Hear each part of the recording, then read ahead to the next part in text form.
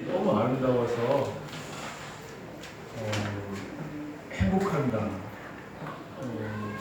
가을이 왔어요.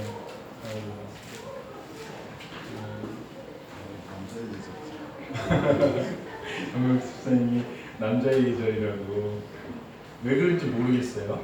하여튼 가을이 왔습니다. 여러분 마음에도 파란 하늘이 가득하게 있기를 바랍니다. 그 가을이 시작될 쯤인데 8월 29일에 매사추세츠 주 니덤이라는 마을의 맥도날드 매장에 큰 그 현수막이 걸렸어요. 뭐라고 걸렸냐면 32년 동안 근무한 프레이어 데이비드의 은퇴 파티가 열립니다. 다 오셔서 축하해 주십시오. 이런 게 열렸. 한 100명이 넘게 왔어요. 주지사도 왔다고요. 왔는데 그 가족과 친구들이 막 축복해 주시고 선물도 주시고 얼마나 그랬는지 몰라요. 1984년에 주에서 실행하는 장애인 일자리 프로그램 때 이 데이비드가 맥도날드에 입사한 거예요. 다운 증후군이거든요. 데이비드는 32년 동안 끓는 그 기름 앞에서 감자를 튀겼어요. 32년 동안. 근데 그 감자 튀긴 게 500톤이 넘는 거예요. 어마어마하죠. 튀긴 거예요.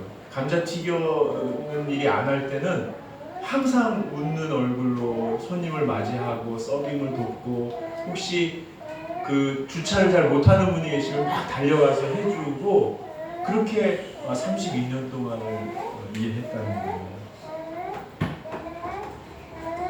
사람들이 데이비드 그녀를 보면서 이렇게 고백을 해요. 우리 가족과 다름없어요. 그녀는 우리를 더 나은 사람으로 만들어 주었습니다. 이렇게 얘기합니다. 사람의 마음을 움직이는 사람이죠. 여러분, 사람의 마음을 움직이는 사람의 인생은 아름답습니다. 누군가 사람의 마음을 움직인다면 그 사람은 지혜로운 사람입니다. 여러분도 참 아름다운 분들입니다. 못 믿으시겠지만. 왜냐하면 제가 이 기사를 쭉 읽고 또 읽고 하면서 뭘 느꼈냐면 마음이 너무 따뜻해지는데 참 아름답다. 근데 여러분 생각이 났어요. 왜냐하면 여러분이 제 마음을 움직이거든요. 못 믿겠죠? 내 속에서 일어나는 일이니까 못 믿어도 관계는 없는데 여러분이 참 아름다운 사람입니다. 우리 부모님께서 우리를 아름다운 사람으로 기르기 위해서 노력하셨습니다. 공부시키셨죠. 12년 공부한 사람들이 있고 20년 지금도 공부하는 사람들이 있고, 공부하면 지식이 쌓이고 경험이 쌓여서 지혜로운 사람이 됩니다. 지혜롭다는 것은 사람의 마음을 움직이는 힘이 있다는 겁니다.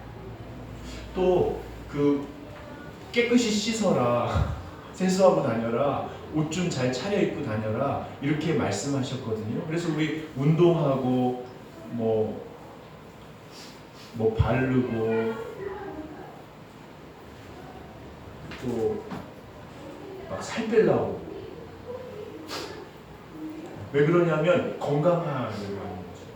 건강한 사람이 되면 사람의 마음을 움직일 수 있습니다.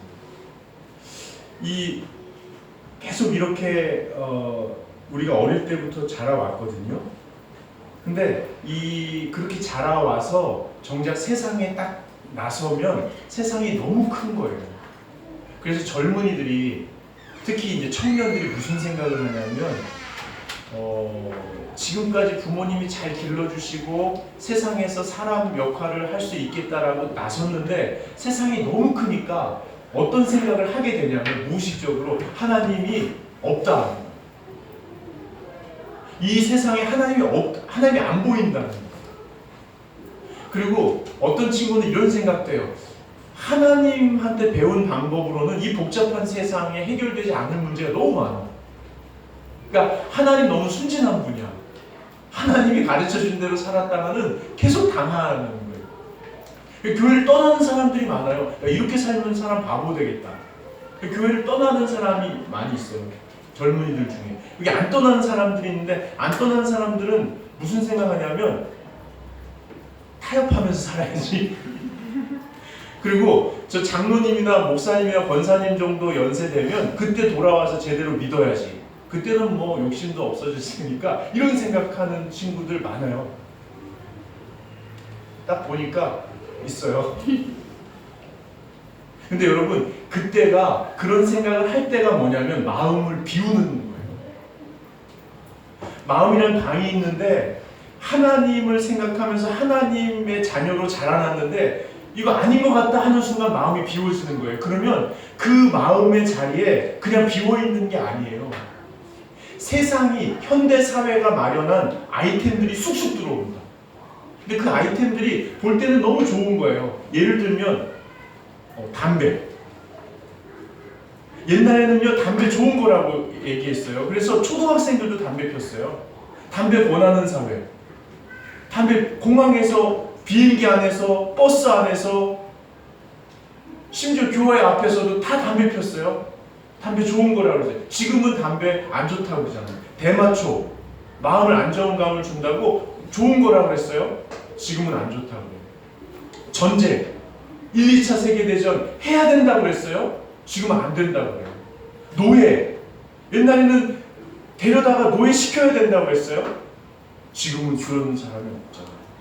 여러분, 마음이 비면 현대사회가 그때에 마련한 아이템들이 우리 방으로 들어와서 세상의 가치들을 집어넣기 시작해요. 그 아이템은 세상의 가치를 우리의 방 안에 몰아넣는 깔때기와 같아요. 여러분, 그렇다면 퀴즈. 누구. 지금의 아이템은 뭘까요?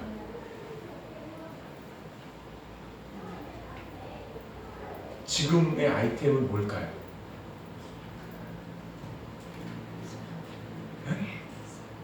스마트. 지금 스마트폰 좋은 거라고 얘기해요. 초등학생들도 들고 다녀요. 옛날에 사람들이 모이면 청년들이 대마했어요. 모이면 담배 폈어요. 지금 모이면 스마트폰 해요. 스마트폰이 깔때기가 돼서 그 영상, 그 이미지가 주는 메시지들이 우리 속으로 들어와요. 빈 방으로요. 나중에 역사가 말할 거예요. 지금 담배는 백해무익하다고 얘기하는 것처럼 스마트폰이 얼마나 백해무익한지를 얘기하기 시작할 거예요. 여러분, 손끝에서 열리고 닫히는 화면, 이것은 내 손끝에서 열리고 닫히는 세상에 대한 환상을 줍니다. 그래서 나중심적인 사람들을 만들어요. 옛날에는 어른들이 관습에 대해서, 관례에 대해서, 상식에 대해서 얘기하면 머리를 조아리고 듣거나 듣는 척 했어요. 지금은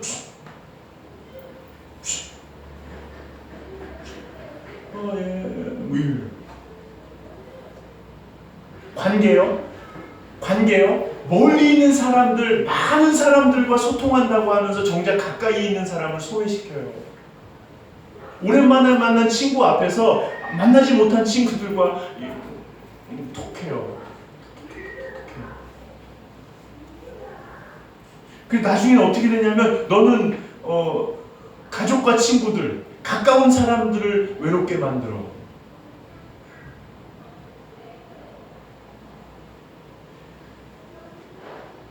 피상적인 관계 속으로 몰아넣어서 정말 관계가 주는 안정감과 관계를 유지하기 위해서 헌신해야 되는 그 성실함을 놓치게 만드는 거예요. 과시적인 인생을 살게 하죠. 대중에게 노출되어 있거든요. 그래서 자기가 연예인인 줄 알아요. 자기가 아니라 현대인들이 다 연예인인 줄 알아요. 그래서 막 차려입고 꾸미고 막 정작 자기를 잃어가는 거죠. 내면의 힘을 잃어가는 거예요. 내면의 방이 점점 좁아지는 거예요. 마음이 얄팍해지니까 언행이 거칠어지고요. 존재가 가벼워져요. 여러분, 현대사회가 도전을 하거든요. 우리 부모님이 우리를 현대사회에서 제대로 아름다운 삶을 살 수 있도록 돕기 위해서 공부시키고 건강하게 하고 성품을 다듬어주고 이 세상에 보내줬어요. 우리는 세상의 도전을 피할 수 없어요. 넘어서거나 부딪혀서 뚫고 나가야 돼요. 그런데 도전이 하나 있어요. 여러분이 그 도전을 넘어서실 수 있기를 축복합니다. 바벨론 제국이요 이스라엘을 침공해가지고 BC 605년에 총명하고 근사한 청소년들을 자기 나라로 데리고 갔어요. 자, 그거에 대해서 오늘 본문 읽진 않았지만 3절 4절을 한번 읽어보겠습니다. 같이 한번 읽겠습니다. 왕이 판관장 아스부나스에게 말하여 이스라엘 자손 중에서 왕족과 귀족 몇 사람 곧 흠이 없고 용모가 아름다우며 모든 지혜를 통찰하며 지식에 통달하며 학문에 익숙하여 왕궁에 설만한 소년을 데려오게 하였고 그들에게 갈대아 사람의 학문과 언어를 가르치게 하였고. 여러분 이 성경 원래 의미를 잘 살펴보면 무슨 얘기냐면 잘 건강하게 자라고 제대로 배울 것 배워가지고 거기서 끝나는 것이 아니고 여기 보면은 집중력이 있고 뭔가 배우려고 하는 집중력이 있고 그것을 봤을 때 이해력이 있고 그리고 옳고 그름을 분별할 수 있는 분별력이 있고 옳다고 여기는 것을 끝까지 유지할 수 있는 지구력이 있는, 다시 말해서 보기에도 근사하지만 내면에 집중력이 있고 이해력이 있고 분별력이 있고 그리고 지구력이 있는 그런 청소년들을 선별해서 데리고 갔다는 거예요. 그리고 선진 문물, 이스라엘 바깥에 세상에서 배워야 될 모든 것들을 가르치겠다는 거예요. 이 부모의 마음이거든요. 몸과 외모와 내면이 건강해서 잘 자라서 세상에 나갔을 때 배우고 익힐 것들을 배워서 더 건강한 사람이 돼서 문제를 해결할 수 있는 그런 사람, 다른 사람을 도울 수 있고 다른 사람의 마음을 읽을 줄 알고 다른 사람의 마음을 움직여서 오른쪽으로 가자고 했을 때, 올바른 쪽으로 가자고 했을 때 다 같이 따르게 할 수 있는 그런 사람, 규모와 관계없이 그런 사람이 되도록 우리 부모님이 우리 아이를 키우는 거거든요. 그렇게 키워서 세상으로 나가라는 거예요. 나가서 싸워보라는 거예요. 도전해보라는 거예요. 근데 문제는 여기서 막 끝나는 것이 아니고요. 바벨론 제국이 이 아이들을 느부갓네살 왕에게 최적화된 존재로 변형시키려는 데 있습니다. 그 5절을 한번 읽어보시죠. 5절 같이 읽겠습니다. 또 왕이 지정하여 그들에게 왕의 음식과 그가 마시는 포도주에서 날마다 쓸 것을 주어 3년을 기르게 하였으니 그 후에 그들은 왕 앞에 서게 될 것이다. 완전히 느부갓네살 왕을 위해 존재하는 최적화된 그런 사람으로 변형시키려고 3년을 투자하겠다는 거예요. 여러분의 자녀들과 또 여러분 자신이 세상에 나갔을 때 하나님의 뜻을 위하여 하나님의 사람으로 살려고 할 때 세상은 여러분의 현대사회 구조의 부속품으로 최적화되도록 만들기 위해서 여러분의 마음을 빼앗으려고 할 겁니다. 거기서 도망칠 수는 없습니다. 칩거하며 살 수는 없습니다. 그리스도인이라고 격리돼서 살 수는 없습니다. 부딪혀서 싸워야 됩니다. 넘어서야 됩니다. 이겨야 됩니다. 그러기 위해서 우리 마음이 중요하다는 거예요. 오늘 다니엘과 그 세 친구가 똑같은 도전을 받게 되거든요. 근데 다니엘이 어떻게 했냐면 8절을 한번 읽어보겠습니다. 다니엘은 뜻을 정하여 왕의 음식과 그가 마시는 포도주로 자기를 더럽히지 아니하리라 하고 자기를 더럽히지 아니하도록 판관장에게 구하니. 중요한 것은 뜻을 정하는 거예요. 뜻을 정하는 게 가장 중요합니다. 이 세상 앞에서 하나님 앞에서 뜻을 정하는 게 중요합니다. 제가 옛날에는 안 죄송했는데 요즘에는 좀 죄송한데 제 얘기를 해서 죄송한데 한 번만 더 해야겠어요. 제가 얼마 전에 쇼핑센터에 갔었거든요. 여러분 가보셨어요? 큰 쇼핑센터? 되게 좋은데? 갔는데 제 딸 얘기예요. 딸이 있는데 신발도 다 떨어지고 더럽고 냄새도 막 그 옷도 안 사 입고 막 얻어 입고 할 때 작은 거나 큰 거, 오늘 작은 것도 입고 같은데. 그래서 이제 가면은 얘야 신발 하나 사는 게 어때? 그러면 안 산대요. 웃두리 하나 사느냐? 근데 아니, 아랫두리는 안 산대. 그럼 언제 살 거냐고. 그러니까 자기는 겨울에 운동화를 사기로 했고 그때까지 돈을 모으고 있으니까 그때 살 거다. 웃두리도 그때 손으로 된 잠바를 사기 위해서 지금 계획을 세우고 있다 이렇게 얘기해요. 그래서 제가 그렇게 얘기했어요. 얘야 신혜, 본명을 얘기했네요. 신혜야, 너는 아빠랑 똑같은 것 같아. 아빠도 잘 안 사잖아. 그랬거든요. 근데 제가 그 아이가 그러는 거예요. 아빠랑 나랑은 달라. 나는 필요한지 안 필요한지를 구분하고 살 건지 안 살 건지를 결정한 다음에 언제 살지를 계획하고 그때까지 신경을 꺼. 근데 아빠는 마음을 결정하지 않아. 필요한지 안 필요한지, 살지 안 살지, 언제 살지를 결정하지 않아. 그러니까 그 물건이 보일 때마다 그 앞에서 서성거려. 마음을 낭비하는 거야. 그러면서 둘이 제가 탁 긋고서 완전히 들킨 거예요. 저도 모르는. 저는 안 산다는 것만 생각했는데 마음을 정하지 않은 걸 들킨 거예요. 그러면서 이제 카트를 끌고 다니면서 둘이 얘기를 했는데 그런 얘기를 하는 거예요. 아빠, 그건 아빠도 힘든 거야. 근데 주변 사람도 힘들잖아. 주변 사람들이 저걸 사줘야 되나? 말 안 되나? 돈을 보태줘야 되나? 돈이 없어서 저러나? 디자인이 마음에 안 드는 건가? 이런 걸 자꾸 고민하게 만드는 거야. 아빠랑 나랑 다른 거야. 제가 큰 깨달음을 얻었어요. 여러분은 마음을 정하고 사십니까? 나는 하나님의 아들, 딸이야. 하나님이 나를 사랑하고 보호하셔. 예수님이 내 죄의 문제를 해결하셨어. 나는 자유로운 존재야. 성령님의 지혜와 능력으로 충만한 사람이야. 아무리 어려워도 버틸 수 있어. 하나님이 인도하시는 선한 길로 나는 가고 있어. 내가 몰라도 나는 정했어. 주님께서 나와 함께 하셔. 이렇게 마음을 정하고 사십니까? 아니면 세상과 짝하진 않고 세상과 합쳐지진 않고 뭔가를 보류하고 있지만 마음을 정하지 않아서 마음을 낭비하고 계십니까? 여러분, 다니엘은요 뜻을 정한 거예요. 뜻을 완전히 정했어요. 사람들이 얘기해요. 이 당시에요 곧 바벨론이 이스라엘을 완전히 회파시켜 버리거든요. 그리고 나서 시간이 지나면 페르시아가 와가지고 또 점령합니다. 이스라엘 백성들은 하나님이 없다고 생각했어요. 아니면 하나님 나를 버렸다고 생각했어요. 아니면 우리가 죄 때문에 징계받는다고 생각했어요. 다니엘은요, 이 다니엘서는 우리에게 뭘 얘기하냐면 그거 다 틀렸다는 거예요. 하나님은 살아계시고 하나님 날 사랑하시고 하나님 날 지키시고 돌보시고 함께 하신다는 것을 강력하게 선포하고 있습니다. 뜻을 정하셔요. 뜻을 정해서 어떤 일을 하냐면 왕이 주는 음식과 포도주를 안 먹겠다고 했다는 거예요. 어떤 사람은 이렇게 얘기해요. 이게 우상에게 바쳐졌던 음식이라 거부하는 거래요. 아니요. 저는 거기에 동의하기 좀 어렵습니다. 왜냐하면 사도 바울 선생님도 얘기했지만 제사에 드려진 음식을 믿음에 따라 먹을 사람은 먹고 안 먹을 사람은 안 먹어도 된다고 그랬거든요. 저는 고사떡도 맛있더라고요. 여러분, 제사 음식 다 드시나요? 제사 음식 맛있거든요.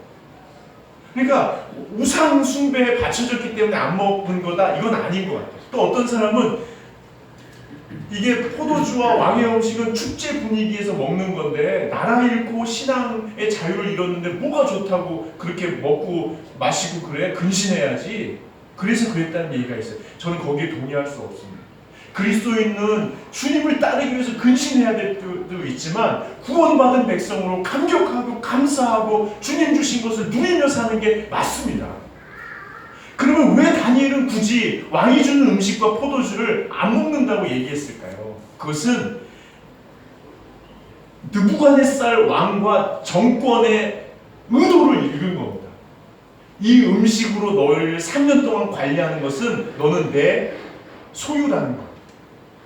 너는 왕의 신하고 너는 왕의 기쁨만을 위해서 존재해야 된다는 메시지를 지금 주고 있는 거예요. 근데 느부갓네살은 이렇게 얘기하는 거예요. 필요 없어가 아니라 나는 왕의 신하 맞습니다.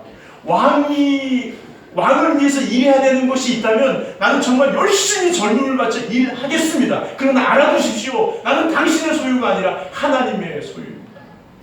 나는 당신을 위해서 존재하는 자가 아니라 하나님의 영광을 위해서 존재하는 자입니다. 하나님이 지금 나를 여기 두셨기 때문에 공동체의 덕과 질서를 위해서 당신 안에서 당신을 위해서 일하는 것입니다. 이 메시지를 주는 겁니다. 그래서 뜻을 정하고 하는 거죠. 여러분, 다른 이스라엘 청소년들은 먹었을 수도 있습니다. 안 나왔지만. 그런가 하면 여호야김 왕도 정권 말년에 똑같은 일을 당했을 때 더 철저하게, 다니엘보다 더 철저하게 율법을 지켰거든요.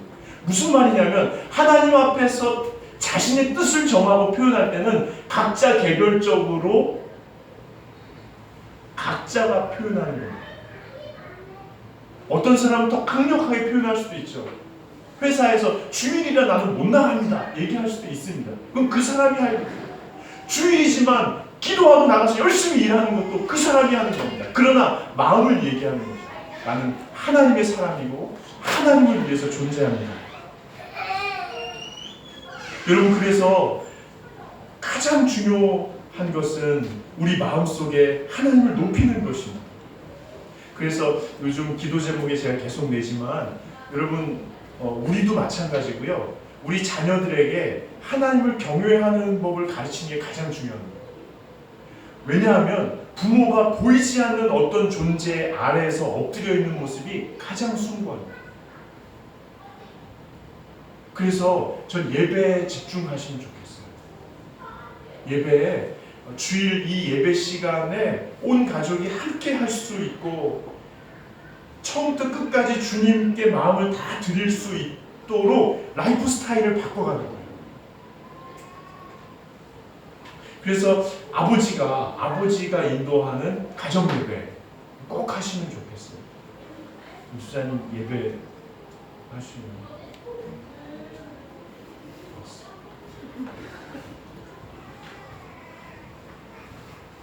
아버지가 저희도 뭐 5분 10분 땡땡이 할 때도 많이 있어요. 제가. 근데 그것이 하나님을 경외하는 법을 가르치는 가장 중요한 것입니다. 예배에 집중하는 삶, 예배에 최적화된 라이프 스타일. 여러분에게 그런 일이 있기를 바랍니다. 이렇게 주님 앞에 나아갈 때 어떤 일이 벌어지냐면요, 그 환관장이 지금으로 말하면 제가 정부 조직하고 청와대 조직을 이렇게 쭉 보면서 어제 살펴보니까 청와대 비서실장 정도 되는 것 같아요. 환관장이. 그러면 아까 우리 전도사님 말씀하신 대로 왜야? 다 이렇게 할 수도 있잖아요. 그런데 9절에 한번 보세요. 한번 기가 막혀요. 하나님이 다니엘로 하여금 환관장에게 은혜와 긍휼을 얻게 하신지라. 하나님이 일하시는 거예요. 하나님이 일하시는 거예요. 예수님이 말씀하셨잖아요. 너희가 사람들 앞에서 나를 시인하면 나는 하나님 앞에서 너를 시인할 거야. 너희가 사람들 앞에서 나를 시인하면 나는 하나님 앞에서 너를 시인할 거야. 하나님의 모든 도우심이 너에게 갈 수 있도록 내가 시인할 거야. 이렇게. 하나님이 없는 게 아니에요. 하나님이 날 버린 게 아니에요. 하나님이 징계하는 게 아니에요. 내가 하나님을 인정할 때, 내 뜻을 정하고 인정할 때 하나님께서 기다리고 계시다가 역사하십니다. 그때 환관장이요, 자기의 두려움을 얘기해요. 야, 네 마음은 알겠지만 뭐야? 이게 아니고 뭐야? 이러면서 자기 속에 있는 두려움을 얘기해요. 야, 그거 마음은 알겠지만 그렇게 했다가 나 이렇게 하면 어떡하니? 마음을 나누는 거예요. 마음을 움직이는 지혜가 지금 발휘되고 있어요. 서로 얘기해서 시험을 하잖아요. 현실적인 시험을 해요. 열흘 동안만 지켜봐 주세요. 그래도 안 되면 제가 뜻을 따를게요. 이것을 안 할 사람이 어디 있겠어요? 하는 거예요. 그리고 그 시험을 잘 통과하는 거죠. 그 다음에 어떤 일이 벌어져요? 17절, 18절, 19절에 지혜와 능력을 주시고 통찰을 하나님이 주시고요. 모든 사람 앞에서 20절 보세요. 박수와 술객, 온 나라 박수와 술객보다 10배나 나은 줄 아니라. 10배가 뭐 재받겠어요? 10배라는 것은 완전히 차원이 다른 차이입니다. 완전히 사람들이 여러분을 볼 때 여러분 안에 하나님을 보면서 완전히 같은 일을 하고 있는데 다른 열매가 맺는 거예요. 같은 말을 하는데 마음의 결이 다른 거예요. 원칙을 정해놓고 몰아붙이는 게 아니고요. 전 정말 이런데 당신 생각은 어떠세요? 한번 살펴봅시다. 그러면서 세상을 바꿔가는 거예요. 자기 길을 걸어가는 거예요. 여러분, 현대 사회 속에서 끊임없이 겪게 되는 도전, 마음의 뜻을 하나님께 정하시고 예배하는 마음으로 하루하루를 살아가실 때 주님의 은혜와 긍휼이 여러분에게 가득하시기를 축복합니다. 다 함께 일어나셔서